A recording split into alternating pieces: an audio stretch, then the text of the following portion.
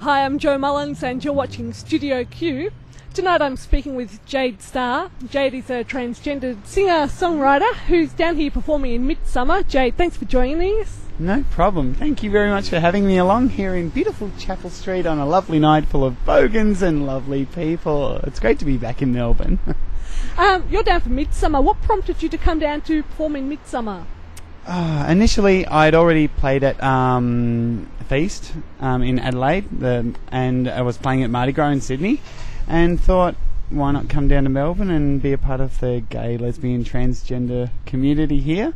But I thought I'd do something a bit different and hit the straight bars and do some rock gigs, and yeah, it's been really confronting. It's been great, actually. Cool.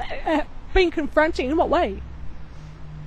Probably because I was born here. I lived most of my life here and moved to Sydney 3 years ago. And I've seen a lot of old friends and had to deal with them seeing me again for the first time in, 3 years, and seeing the complete difference in gender and all that's happened. And I suppose hitting straight clubs and playing music and not being involved in that really intense gay scene, which is so lovely and great, and yeah, it's been really confronting because I think lots of people have used my old name and stuff, and got my gender wrong, which they're trying. And there's a half an hour rule I use with old friends. It's like, you got half an hour. If you're still getting it wrong in half an hour, then you're not my friend anymore. I'm moving on. So that sounds fair enough to me. Do you think that many people understand that it's quite different being a transgendered performance artist from being a drag queen? Oh, well, I mean, we're living in a day and age where people are starting to get their head around it. But, I mean, you're still surrounded with stuff like the internet where, I mean, if you type transvestite or transsexual into Google, you're going to come up with 100,000 websites on porn. And unfortunately, the straight population is still being fed this idea that we're all prostitutes, we're all chicks with dicks, and that's the scope of it. I mean, and so many people still are going transvestite, transsexual, they don't know the difference. I think in some parts of the gay community, they're starting to understand more the lesbian community. There seems to be a bit of a better understanding of what's going on. What if we turn now to your music? The name of your show is Dread Circus. Yeah. How did you get the name?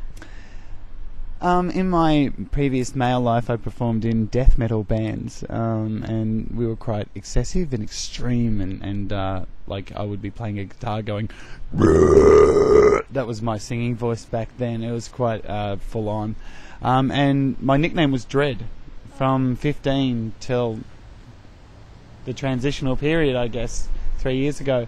So that reflects that part of who I was, and the circus the band is ever changing. There's permanent members, and as you see in Melbourne, I've got a completely different lineup than what I have in Sydney. So this is a different section of the circus. So what sort of music style do you play now that you've moved on from the death metal days? It's acoustic rock.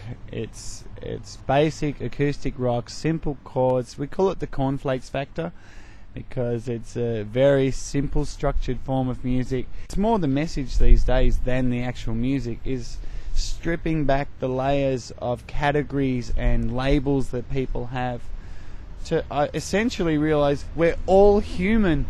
And if I cut your arm and I cut my arm, we both bleed and we all go to the toilet and we all need to eat. And when you strip back all those categories and you get back to that basic crux of the idea, then maybe we could fix the planet. So you write all of your own music. Has the style or the themes of your writing changed since you transitioned? Yeah, definitely. Back in the day when I didn't really understand what it was that was the problem in my life that was holding me back for so long, I just thought it was my girlfriend leaving me all the time. So it was always about, oh, she left me, oh no, oh, this one left me, I'm lost in love, always about love. And when I started transition, I started to think, I think I'm actually writing about myself, that I'm not actually getting it together with the girl of my dreams, who is me. And I moved away from Melbourne and met my partner and really had a new perspective on writing, and really was away from the music scene. Had a whole new lease of life with my boyfriend, who gave me opportunities. I became a HIV counsellor. I went back to university. Then I started a new job. I started to write much more empowering stuff, and head back to that self-awareness. And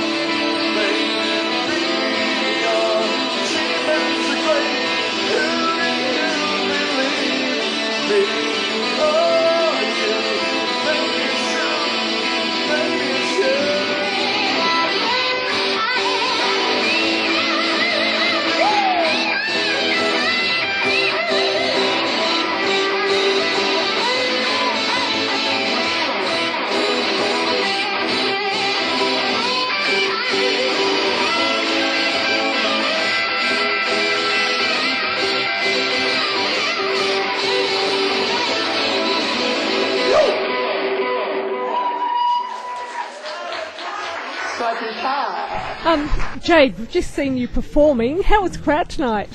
oh, it was beautiful. It was so amazing to connect with so many mixed genders and sexualities, and to get the response afterwards, and people coming up saying how they actually listened to the words, and there was a couple of straight boys who came up and said one of the most amazing things.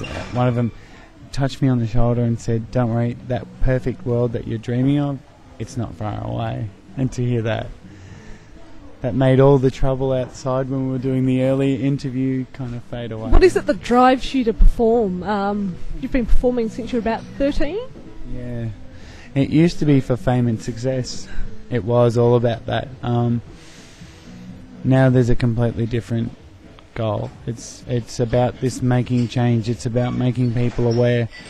It's about sending somebody home with a better understanding of themselves, hopefully, and not of me, because I'm me, and I'm always going to be me, and everyone else is always going to be themselves. And if they can walk away from a show understanding themselves and their prejudices and their beliefs and work on these things a bit better, then my goal's done. For all those who are interested, where can they find out more about you?